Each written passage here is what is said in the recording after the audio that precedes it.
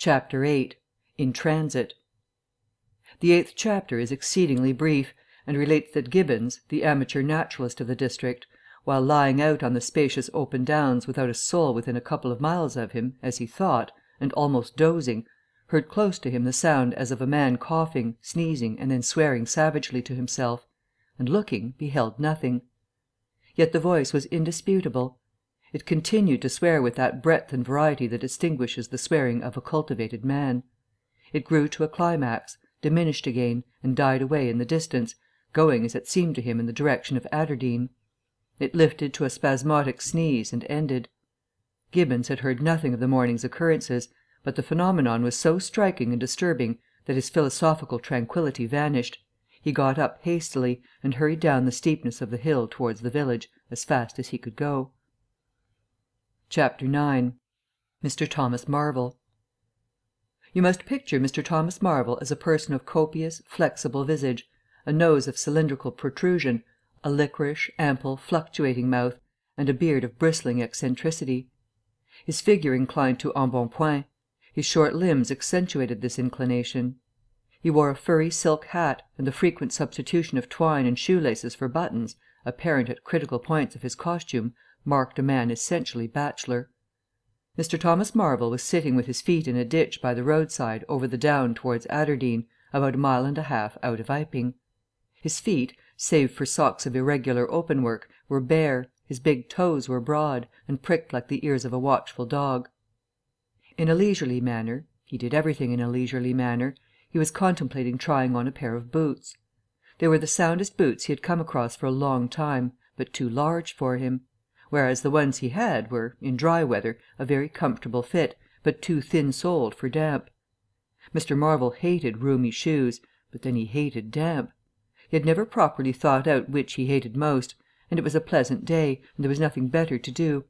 So he put the 4 shoes in a graceful group on the turf and looked at them. And seeing them there among the grass and springing agrimony, it suddenly occurred to him that both pairs were exceedingly ugly to see. He was not at all startled by a voice behind him. "They're boots, anyhow," said the voice. "They are charity boots," said Mr. Thomas Marvel, with his head on one side, regarding them distastefully. "And which is the ugliest pair in the old blessed universe, I'm darned if I know." Said the voice. "I've worn worse. In fact, I've worn none, but none so audacious ugly, if you'll allow the expression. I've been caging boots in particular for days, because I was sick of them. They're sound enough, of course, but a gentleman on tramp sees such a thundering lot of his boots. And if you'll believe me, I've raised nothing in the old blessed country, try as I would, but them. Look at 'em, and a good country for boots, too, in a general way. But it's just my promiscuous luck. I've got boots in this country 10 years or more, and then they treat you like this." "It's a beast of a country," said the voice, "and pigs for people." "Ain't it?" said Mr. Thomas Marvel. "Lor, but them boots, it beats it." He turned his head over his shoulder to the right to look at the boots of his interlocutor with a view to comparisons, and lo, where the boots of his interlocutor should have been, were neither legs nor boots. He was irradiated by the dawn of a great amazement. "Where are you?" said Mr. Thomas Marvel over his shoulder, and coming on all fours. He saw a stretch of empty downs, with the wind swaying the remote green-pointed furze bushes. "Am I drunk?" said Mr. Marvel. "Have I had visions? Was I talking to myself? What the—" "Don't be alarmed," said a voice. "None of your ventriloquising me," said Mr. Thomas Marvel, rising sharply to his feet. "Where are you? Alarmed, indeed." "Don't be alarmed," repeated the voice. "You'll be alarmed in a minute, you silly fool," said Mr. Thomas Marvel. "Where are you? Let me get my mark on you." "Are you buried?" said Mr. Thomas Marvel after an interval. There was no answer. Mr. Thomas Marvel stood bootless and amazed, his jacket nearly thrown off. "Pew!"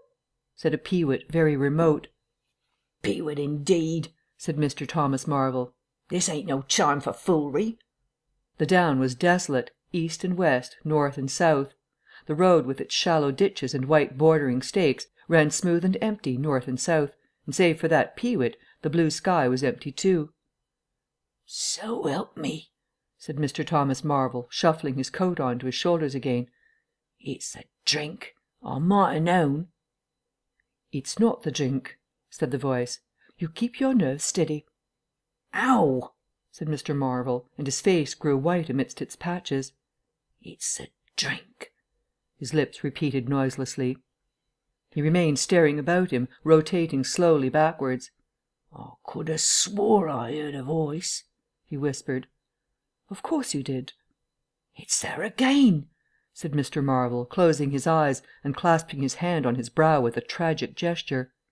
He was suddenly taken by the collar and shaken violently, and left more dazed than ever. "Don't be a fool," said the voice. "I'm off my blooming jump," said Mr. Marvel. "It's no good.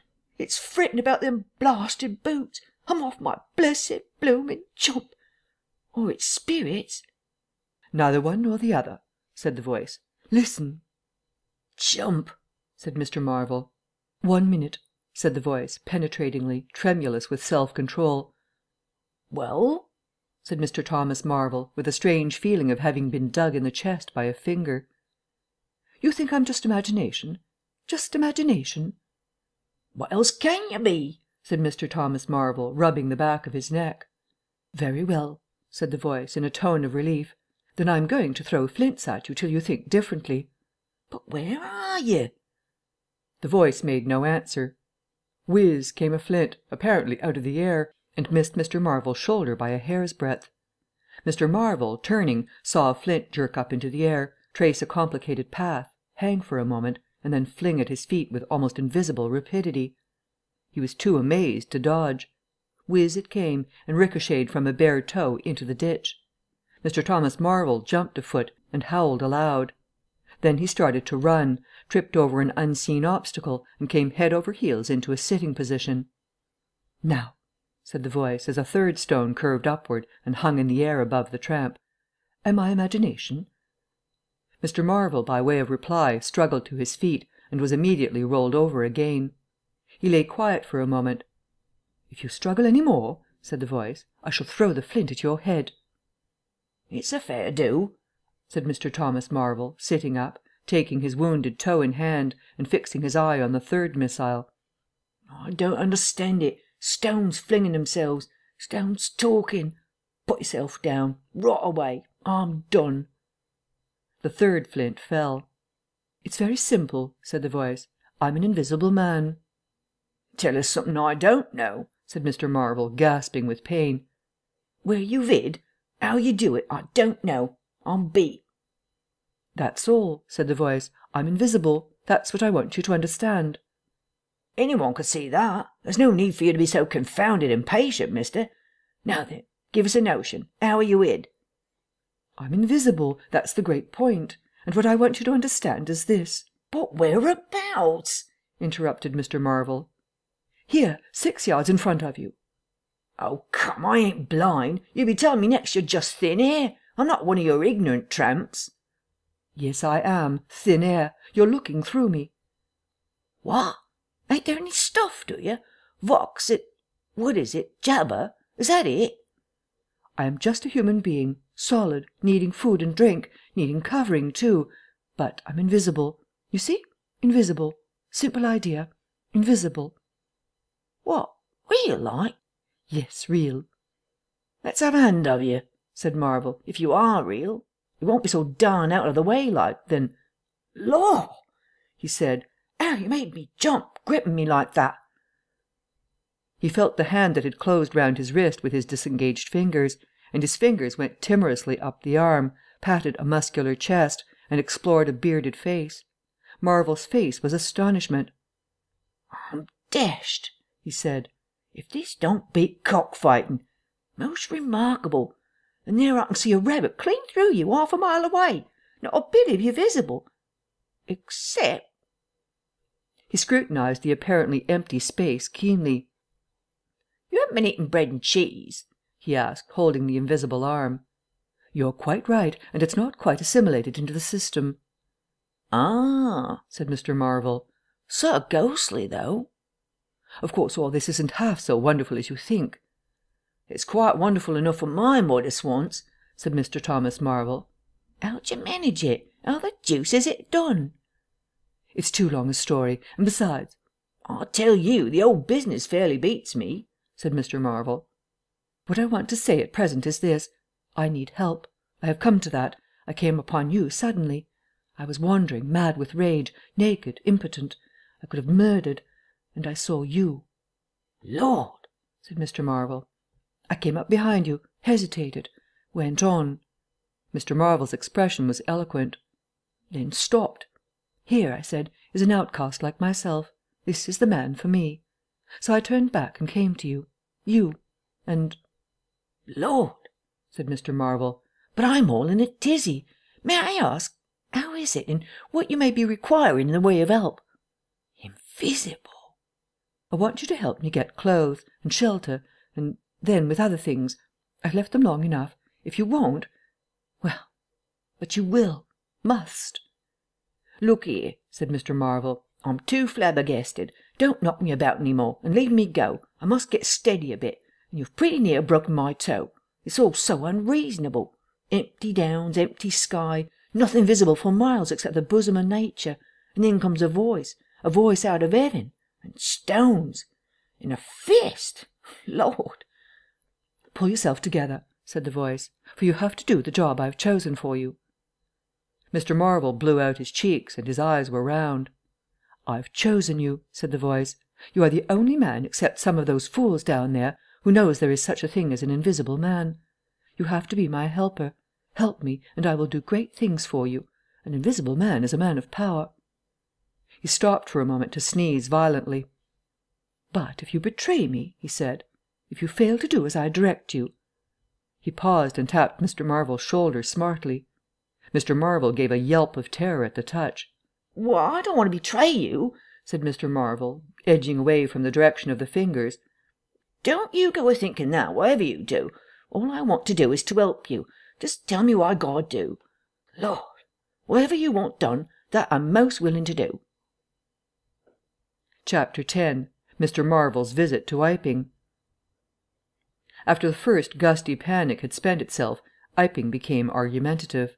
Scepticism suddenly reared its head, rather nervous scepticism, not at all assured of its back, but scepticism nevertheless. It is so much easier not to believe in an invisible man, and those who had actually seen him dissolve into thin air, or felt the strength of his arm, could be counted on the fingers of 2 hands. And of these witnesses Mr. Wadgers was presently missing, having retired impregnably behind the bolts and bars of his own house, and Jaffers was lying stunned in the parlour of the Coach and Horses. Great and strange ideas transcending experience often have less effect upon men and women than smaller, more tangible considerations. Iping was gay with bunting, and everybody was in gala dress. Whit Monday had been looked forward to for a month or more. By the afternoon, even those who believed in the unseen were beginning to resume their little amusements in a tentative fashion, on the supposition that he had quite gone away, and with the sceptics he was already a jest. But people, sceptics and believers alike, were remarkably sociable all that day. Haysman's Meadow was gay with a tent, in which Mrs. Bunting and other ladies were preparing tea, while without, the Sunday school children ran races and played games under the noisy guidance of the curate and the Misses Cuss and Sackbut. No doubt there was a slight uneasiness in the air, but people for the most part had the sense to conceal whatever imaginative qualms they experienced. On the village green, an inclined strong rope, down which, clinging the while to a pulley-swung handle, one could be hurled violently against a sack at the other end, came in for considerable favour among the adolescents, as also did the swings and the cocoanut shies. There was also promenading, and the steam organ attached to a small roundabout filled the air with a pungent flavour of oil, and with equally pungent music. Members of the club, who had attended church in the morning, were splendid in badges of pink and green, and some of the gayer-minded had also adorned their bowler hats with brilliant coloured favours of ribbon. Old Fletcher, whose conceptions of holiday-making were severe, was visible through the jasmine about his window, or through the open door, whichever way you chose to look, poised delicately on a plank supported on 2 chairs, and whitewashing the ceiling of his front room. About 4 o'clock a stranger entered the village from the direction of the Downs. He was a short, stout person in an extraordinarily shabby top hat, and he appeared to be very much out of breath. His cheeks were alternately limp and tightly puffed. His mottled face was apprehensive, and he moved with a sort of reluctant alacrity. He turned the corner of the church, and directed his way to the Coach and Horses. Among others, old Fletcher remembers seeing him, and indeed the old gentleman was so struck by his peculiar agitation that he inadvertently allowed a quantity of whitewash to run down the brush into the sleeve of his coat while regarding him. This stranger, to the perceptions of the proprietor of the cocoanut shy, appeared to be talking to himself, and Mr. Huxter remarked the same thing. He stopped at the foot of the Coach and Horses steps, and, according to Mr. Huxter, appeared to undergo a severe internal struggle before he could induce himself to enter the house. Finally he marched up the steps, and was seen by Mr. Huxter to turn to the left and open the door of the parlour. Mr. Huxter heard voices from within the room and from the bar apprising the man of his error. "That room's private," said Hall, and the stranger shut the door clumsily and went into the bar. In the course of a few minutes he reappeared, wiping his lips with the back of his hand with an air of quiet satisfaction that somehow impressed Mr. Huxter as assumed. He stood looking about him for some moments, and then Mr. Huxter saw him walk in an oddly furtive manner towards the gates of the yard, upon which the parlour window opened. The stranger, after some hesitation, leaned against one of the gate-posts, produced a short clay pipe, and prepared to fill it. His fingers trembled while doing so. He lit it clumsily, and folding his arms began to smoke in a languid attitude, an attitude which his occasional glances up the yard altogether belied. All this Mr. Huxter saw over the canisters of the tobacco window, and the singularity of the man's behaviour prompted him to maintain his observation. Presently the stranger stood up abruptly and put his pipe in his pocket. Then he vanished into the yard. Forthwith Mr. Huxter, conceiving he was witness of some petty larceny, leapt round his counter and ran out into the road to intercept the thief. As he did so, Mr. Marvel reappeared, his hat askew, a big bundle in a blue tablecloth in one hand, and 3 books tied together, as it proved afterwards with the vicar's braces, in the other. Directly he saw Huxter he gave a sort of gasp, and turning sharply to the left, began to run. "Stop, thief!" cried Huxter, and set off after him. Mr. Huxter's sensations were vivid but brief. He saw the man just before him and spurting briskly for the church corner and the hill road. He saw the village flags and festivities beyond, and a face or so turned towards him. He bawled "Stop!" again. He had hardly gone 10 strides before his shin was caught in some mysterious fashion, and he was no longer running, but flying with inconceivable rapidity through the air. He saw the ground suddenly close to his face. The world seemed to splash into a million whirling specks of light, and subsequent proceedings interested him no more. Chapter 11. In the Coach and Horses. Now, in order clearly to understand what had happened in the inn, it is necessary to go back to the moment when Mr. Marvel first came into view of Mr. Huxter's window. At that precise moment Mr. Cuss and Mr. Bunting were in the parlour. They were seriously investigating the strange occurrences of the morning, and were, with Mr. Hall's permission, making a thorough examination of the invisible man's belongings. Jaffers had partially recovered from his fall, and had gone home in the charge of his sympathetic friends. The stranger's scattered garments had been removed by Mrs. Hall, and the room tidied up. And on the table under the window where the stranger had been wont to work, Cuss had hit almost at once on 3 big books in manuscript labelled Diary. "Diary," said Cuss, putting the 3 books on the table. "Now, at any rate, we shall learn something." The vicar stood with his hands on the table. "Diary," repeated Cuss, sitting down, putting 2 volumes to support the 3rd, and opening it. No name on the fly-leaf. Bother. Cipher and figures." The vicar came round to look over his shoulder. Cuss turned the pages over with a face suddenly disappointed. Dear me, it's all cipher, Bunting." "There are no diagrams?" asked Mr. Bunting. "No illustrations throwing light?" "See for yourself," said Mr. Cuss. "Some of it's mathematical, and some of it's Russian, or some such language, to judge by the letters, and some of it's Greek. Now, the Greek I thought you—" "Of course," said Mr. Bunting, taking out and wiping his spectacles, and feeling suddenly very uncomfortable, for he had no Greek left in his mind worth talking about. "Yes, the Greek, of course, may furnish a clue. I'll find you a place." "I'd rather glance through the volumes first," said Mr. Bunting, still wiping. General impression first, Cuss, and then, we can go looking for clues." He coughed, put on his glasses, arranged them fastidiously, coughed again, and wished something would happen to avert the seemingly inevitable exposure. Then he took the volume Cuss handed him in a leisurely manner. And then something did happen. The door opened suddenly. Both gentlemen started violently, looked round, and were relieved to see a sporadically rosy face beneath a furry silk hat. "Tap?" asked the face, and stood staring. "No," said both gentlemen at once. "Over the other side, my man," said Mr. Bunting. And "Please shut that door," said Mr. Cuss irritably. "All right," said the intruder, as it seemed in a very low voice curiously different from the huskiness of its first inquiry. "Right you are," said the intruder in the former voice. "Stand clear," and he vanished and closed the door. "A sailor, I should judge," said Mr. Bunting. "Amusing fellows they are. Stand clear, indeed. A nautical term, referring to his getting back out of the room, I suppose." "I dare say so," said Cuss. "My nerves are all loose to-day. It quite made me jump, the door opening like that." Mr. Bunting smiled as if he had not jumped. "And now," he said with a sigh, "these books." Someone sniffed as he did so.